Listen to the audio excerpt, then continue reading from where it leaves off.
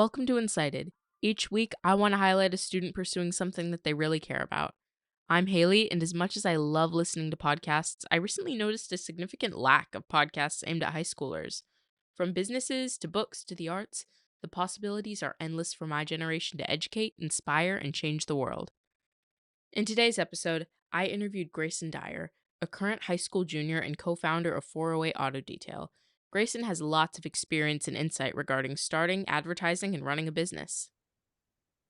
Thank you so much for coming on to Incited today. Do you want to introduce yourself and then 408 Auto Detail for the listeners? Yeah, that'd be awesome. So my name's Grayson Dyer. I'm a junior at Los Gatos High School. I own 408 Auto Detail with my partner Lucas. We're both 50-50. The business it's a car detailing business. We service all sorts of different cars, inside out, ceramic wax, ceramic coating, paint correction, anything related to car detailing we can do. We started the business a few months ago, and since then we've been doing jobs, 4 or 5 jobs a week, basically just working, trying to work every day, marketing with Google. But yeah, overall, it's just not a detailing business. That's cool. And then what gave you the idea or inspiration to start 408 Auto Detail? Honestly, I gotta be real. I get most of my business inspiration from TikTok. So just videos on TikTok promoting the business model. It makes good money. And essentially just I saw it as an opportunity to make money, but this isn't my first business that I've started. I had a window cleaning business with my brother last summer. I was doing pressure washing before window cleaning. So I think the reason we're doing car detailing is because me and Lucas, like, we both really love cars. And so anything related to cars or anything surrounding cars for us is something that we're interested in. So we saw it as a good opportunity to make some money and also do what we kind of enjoy. That's awesome. And then when did you get into cars? I started getting into cars since I was a little boy. I gotta be real. Like, I think I was maybe 5 or 6 when I first started. And that was just like I was really into race cars, like F1 and NASCAR. Awesome. And then I know cars is one of your interests, but then you said that you've started multiple businesses before. And have you always been like really business oriented?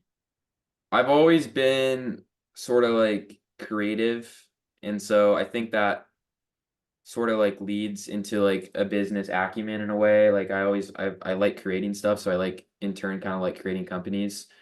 But I've always been like interested in making money, like even if that's just like doing a lemonade stand with my friends, like, whatever. Like, I've always been business minded, I think. And then my dad has always owned a business, and so I look up to my father, so seeing him own a business kind of inspired me.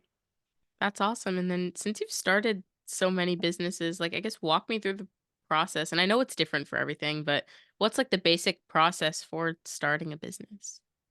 The basic process, at least from what I can speak on for like a service business, local service business, is you need to have one, all the equipment. That's the most important part because without the equipment, you can't actually do the job.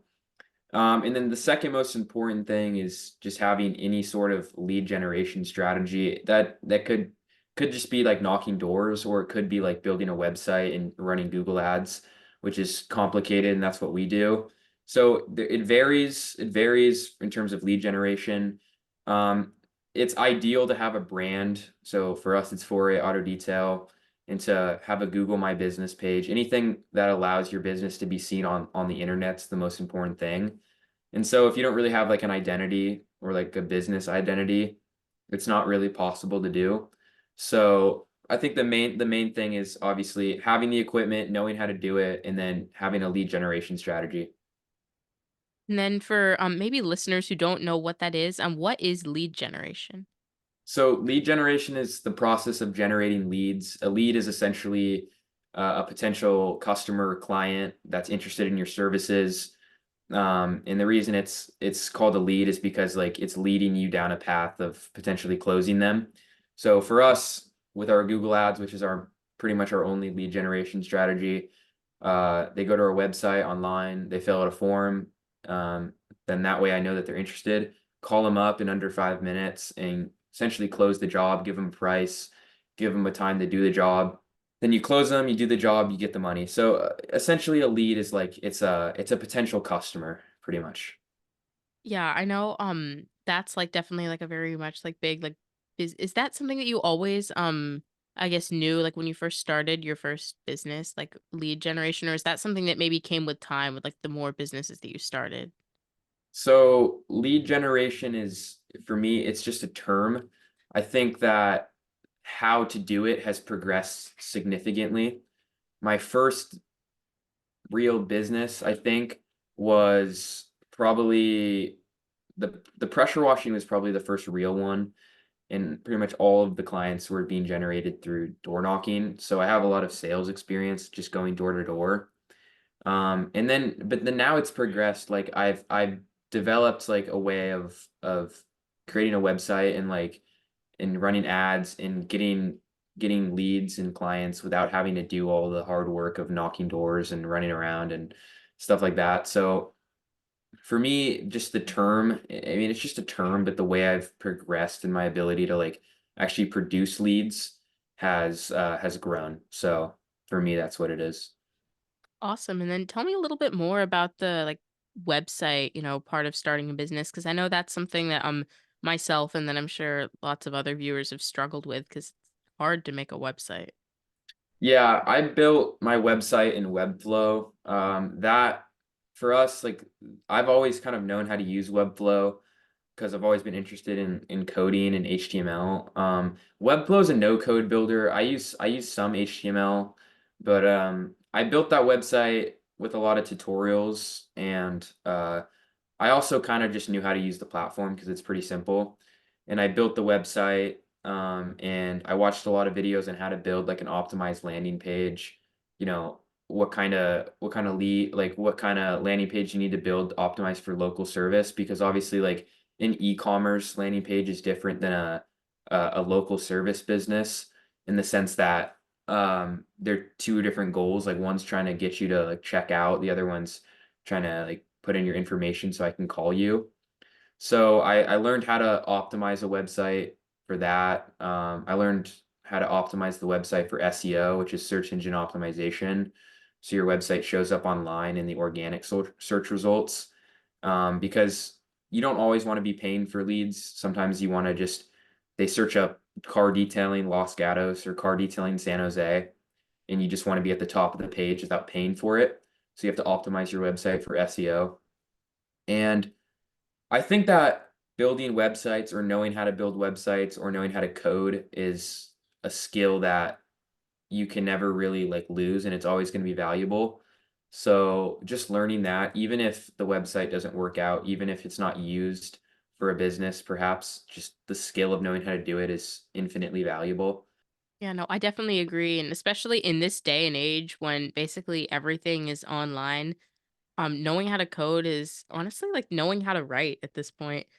Yeah, it's Um, like it's like knowing how to speak computer in a way. Like I think that especially now with like the AI revolution. I know oh you had a yeah, client, definitely. or not a client, but a guest come on, Ryan Lynn. He's super big into coding. I know that he's like super good with coding, but I think it's like if you know how to like code, you're set up for success in a lot of ways because it pays, but it's also like we're heading towards that direction. And so if you know how to code, like you could code machine learning or anything like that, like AI. And yeah, I mean, that's something that I've always been interested in and something that I've been always been trying to learn. But I don't know if I'm gonna ever be able to successfully do it. It is pretty hard, but I think, yeah, knowing how to code and then having a business mind is a recipe for success going forward. Honestly, I definitely agree with you, and especially also because you said like you're in the Bay Area, which is kind of like the heart of like Yeah, Silicon coding. Valley. Yeah. Yeah. So I mean, obviously you're very experienced when it comes to starting a business, but what were the early days of 408 auto detail like?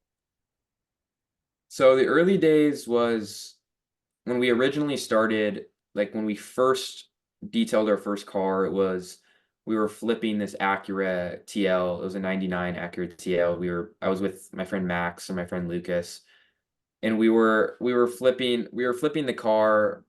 We installed a new engine and sold it. We had to detail the car, and we had to clean it because you can't sell a dirty car. So that was our first experience, like actually detailing. Like I've cleaned like my car before. I've like cleaned my parents' car before, but I didn't detail it.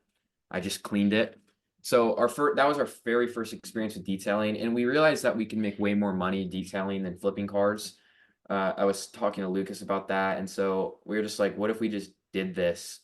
And then so since I've kind of had more experience than Lucas, I was the one that kind of set it all up. Like I'm the one that, made the logo and bought the website. But without Lucas, like the business would be nowhere. I think he's a great partner, but um, I think that was the very earliest days of auto detailing was like just building that car. Awesome. And then what's sort of a timeline for that? Like, when did you really like start detailing? The turnaround for our business model was super quick. I mean, we had everything ready to go in like a week and a half. It took me like maybe the longest part was building the website. We already had like 80% of the equipment that we needed to do it. Like you really don't need very much equipment to do it. Like you need a vacuum, a steamer, some detailing brushes. Obviously, you need to buy products, but you can go to like Walmart or like AutoZone to get all that. So we had like 80% of the equipment beginning in the very beginning. So the actual time to like build the whole business into what it is today was about a week and a half. And then all the time in between is literally just serving clients, and perfecting marketing. And so yeah, like it doesn't really take very much time to build this sort of business. Like there's levels to local service businesses. Like there might be like if you're a contractor and you own like a construction business, like obviously that takes significantly more time. Like you have to spend months like getting your licenses and all that and hiring a team. But with detailing or like I was doing window cleaning or pressure washing, really just need some basic equipment and a good mindset and you can go out and make good money. Yeah, no, that's awesome. And then I know you mentioned before that, the hardest part was the website and, the advertising portion. And I know you talked a little bit before about advertising and how sort of your lead generation strategies have changed, but do you have any, I guess, like basic advice for anyone looking to advertise their business or honestly just advertise in general? Yeah, so it depends if you want to if you don't have the skills to build a website, it doesn't matter. If you have some money to spend, that's better. You don't need money.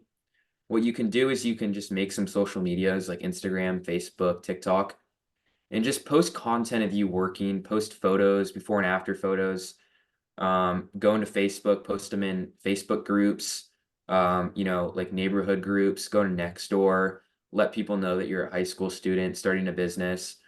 And I think like I mean, no one like if you're a young kid, like no one really expects you to be like to have some crazy setup going. Like I think you can get a good amount of business just by like posting on social media and like talking to your friends and family and just being like, hey, like, do you need this service? That's like the most basic form of marketing. But my best advice that I can give is if you're just starting out is to yeah, like just get on social media and promote yourself on the socials. I think that's especially the local socials. Facebook groups and Nextdoor are probably the best. Um, and then if you have a little bit of money to spend, I would say that you probably want to either do Facebook ads. Those are not super hard to set up, but they can be a little bit complicated if you know what you're doing. Facebook ads work great. You can do Nextdoor ads, although I never really saw any success with those.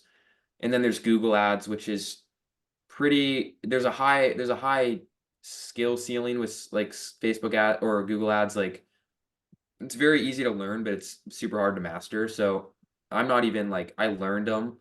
I'm not even close to a master. Like people get paid like hundreds of thousands a year to be like experts at them. But from a local service business perspective, it doesn't take very much skill. You can watch like 1 hour tutorial and know exactly what to do. The only thing with Google Ads is you have to know how to build a website. But you don't have to build a website like mine. I would say like my website looks pretty good, but you don't really need like a crazy good looking website. You just need all the functionality there and that's all. So you can do Google ads or Facebook ads. or Instagram ads if you have some money. If not, just do free Facebook groups, next door posts in your local area. And I'm sure if you're honest and transparent with everyone, like, hey, like I'm a young kid, I'm trying to start a business, I'm in high school, this is what we do, we're offering a discount, you'll get rings for sure. No, that's awesome advice. And I think that not only just like applies to businesses, but just advertising anything. And I'm definitely going to use strategies like that for my podcast. Yeah, I would, Um, yeah. yeah, no, switching gears a little, has 408 Auto Detail or any of your businesses really affected your school and social life at all? School has definitely been like a little bit, I wouldn't say challenging, but there's been times where I focused more of my energy on working and making money than school, and that happens a lot for me. So it's kind of like I need to do good in school, but I also like have a passion for business and making money, and so it's kind of like a conflicting thing where like I don't want to be detailing for the rest of my life. You have to find a good balance, but if it's something that you want to do and it's something that you like to do, I think that you shouldn't be so worried about school, like especially if it's something that you want to do for the rest of your life. I think that school is just something that you need to pass, but if you want to like I don't know, like, for me, like, obviously, I don't wanna be detailing for the rest of my life, but there are times where it's like someone might have a passion or a hobby that overrides school in their own life, and if that's what you wanna do, I think you should go for it, but I do think that you should at least pass high school.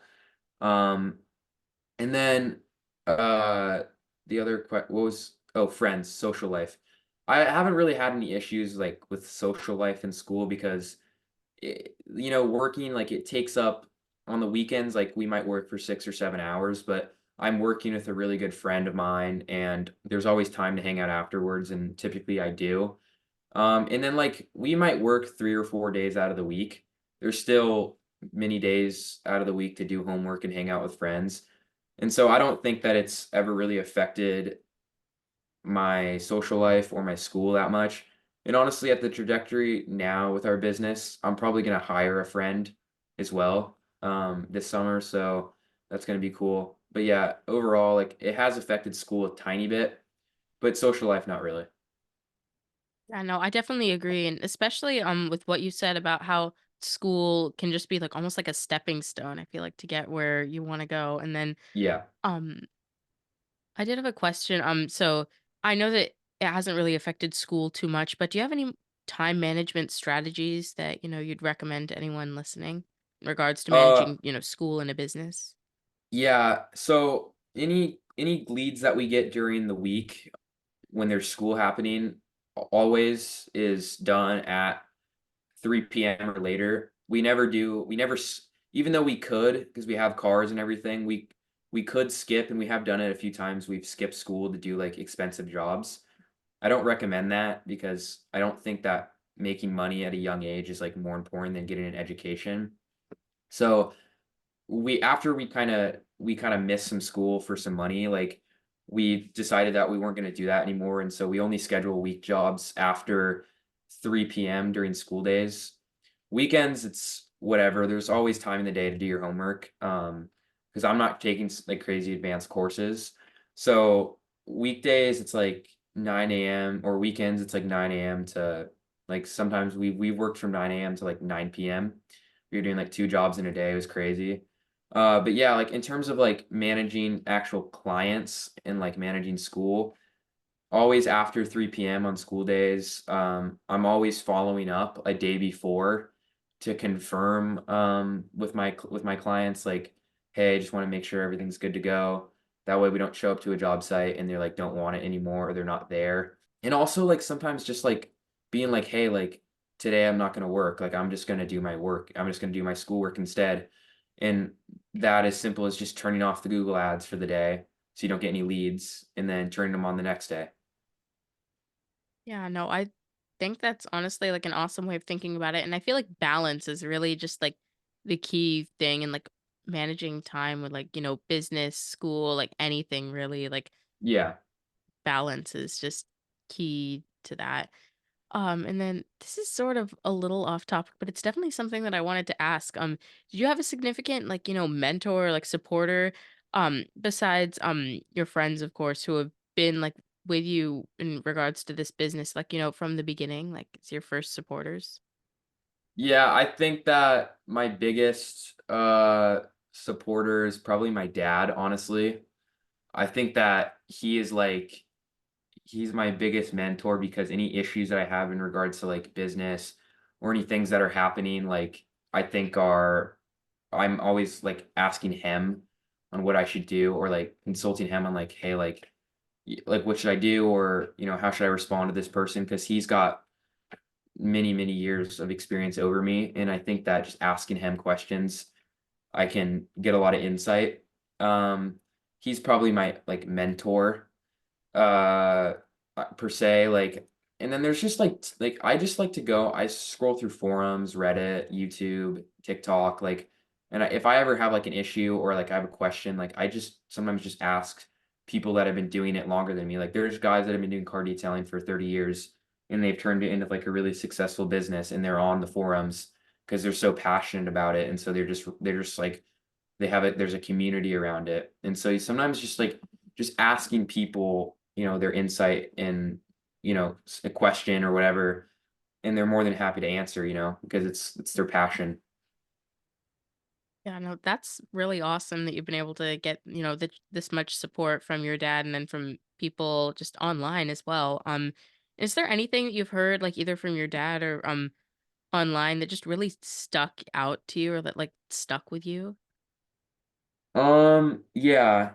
This is, like, from my uncle, but he just says that quality sells, and he owns a business as well, but it's just an idea that if you just provide the highest quality work and you provide the highest quality assistance with your customers, you're as transparent as possible, you have the best possible communication, and you just provide a quality service, the customers will come, and so they'll keep coming back and they'll refer you and everything like that. So he just says that, like, you just have to have the best possible quality. Quality sells. No, I think that that's honestly just a great piece of advice. And then is there anything else? I mean, besides that, you kind of wish that you had known, going into starting Throwaway Auto Detail or honestly any of your businesses that you feel like maybe would have helped you if you had known it at the beginning? Yeah. Um, Honestly, like, there hasn't been a ton of business lessons in terms of, like, auto car detailing because we haven't been doing it for that long, and it's been actually pretty successful. We haven't had any, like, massive, no equipment has been stolen or, like, something like that. Like, we've never really had, like, any massive issues. The biggest issue that we've been having is cancellations. Like, "Hey, sorry, can we reschedule?" Or, there's, like, an excuse for a cancellation. And me and Lucas have been actively trying to figure out what that issue is. Um, because I honestly, like, we don't really know how to solve that issue, like, because it's in the person's hands if they wanna cancel, like, we can't force them to do the detail. So, we're trying to actively figure out a way to, like, reduce our cancellation time. But in terms of, like, the amount, like, or, like, any lessons, I haven't learned any. But overall, like, out of everything I've done, I think the biggest lesson I've learned is to just have, like, stellar communication and just to be, like, very responsive. We have a guarantee on our website that, like, if we don't reply to your lead request in, like, 5 minutes, you get $50 off, and so that's, like, an incentive to, like, get a quote. But, like, we try our best to be, like, on top of, like, all of our communication, all of our clients, like, we want to, like, respond instantly because we don't wanna keep people waiting, we don't wanna give them time to go to someone else that won't keep them waiting. So that's, like, the biggest thing is just being really quick to respond and being very communicative. I know that's awesome. And then I feel like communication is key. I know you said before that you hadn't really been doing this for that long, that you hadn't been detailing for that long. Like as of now, because we're recording this on March 29th. How long have you been detailing for? So, like, when I bought the car that we originally flipped, that was January 20th, and so we got started on cleaning it, like, January 23rd maybe, and then, yeah, our first ever, like Let me see if I can find it. Yeah, so on February 4th, we bought like this mock-up logo on Fiverr. And then I ended up just designing the logo ourselves and we changed the name. But that was February 4th. So it's been like almost 3 months probably from like very Wow, that's start to yeah. finish or to now. No, that's barely any time at all. Like, I never would have Yeah. guessed that you'd only been at this for 3 months. That's Yeah, awesome, it and really it really doesn't take that much like very long to get into it. Like it takes like if you don't have the business fully set up in under 2 weeks, like you're probably not trying very hard. that's definitely, like, one way of looking at it. I didn't know that it was, that quick to start up a detailing business. Yeah. Then you said that you didn't wanna be, doing this forever. What are your plans for, I guess, more of the immediate future then of 408 Homes? So I have a personal plan. I want to move to probably somewhere in Texas, probably Dallas, and either get a shop and like do some more high ticket kind of car related stuff, like potentially car painting or wrapping, or like more focus on ceramic coating and like PPF, which is like high ticket, like 2 to 3 to 4 thousand dollars plus services in a shop.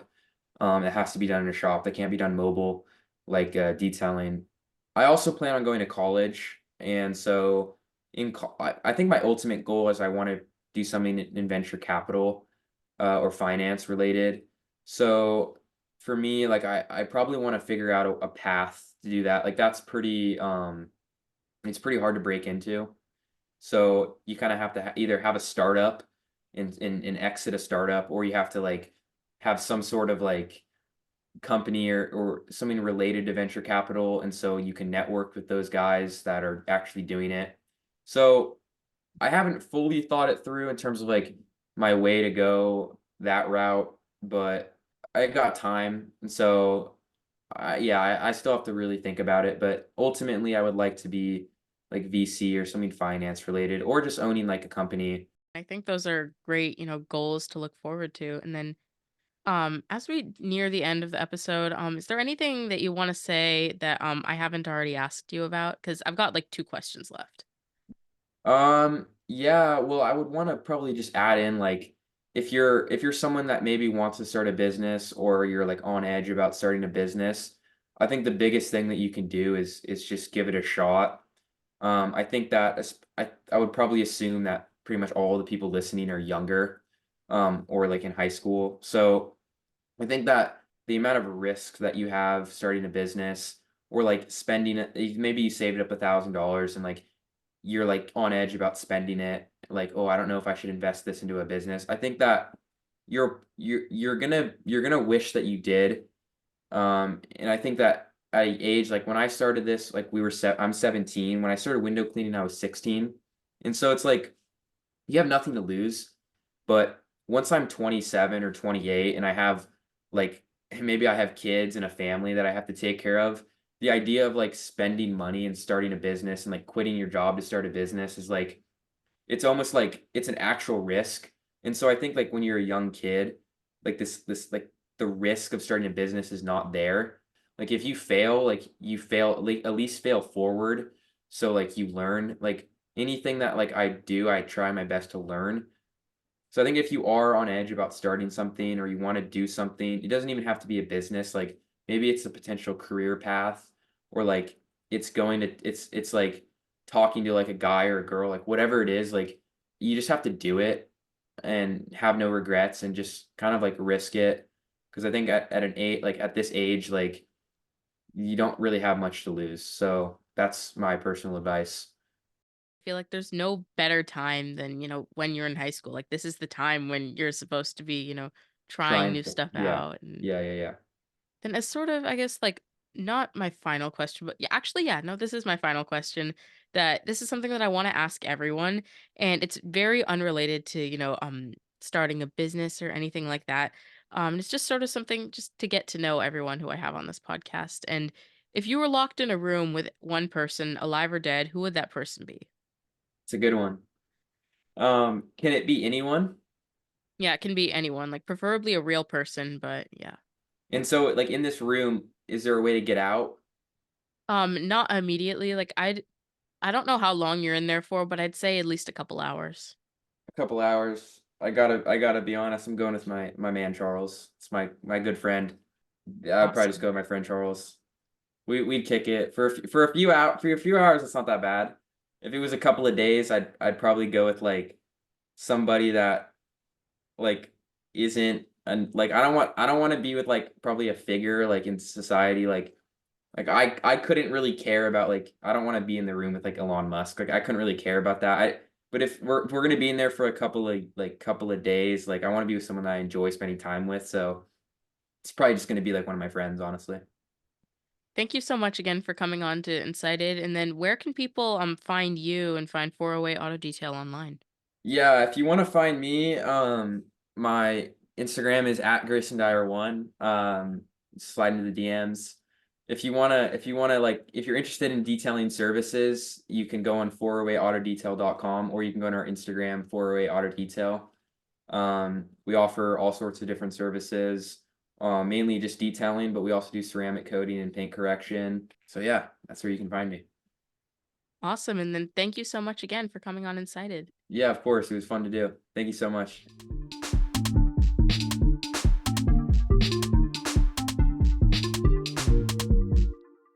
Thank you so much for listening to today's episode of Incited, and be sure to subscribe and get notified when the next episode is released.